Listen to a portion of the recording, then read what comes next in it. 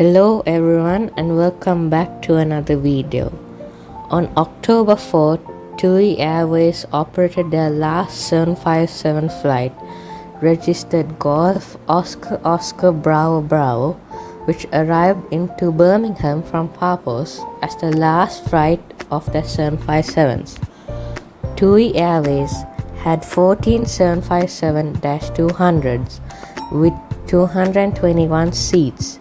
The last three aircraft operated were Golf Oscar Oscar Bravo Bravo, which is 20 years old, Golf Oscar Oscar Bravo November, which is 21 years old, Golf Oscar Oscar Bravo Papa, which is also 21 years old.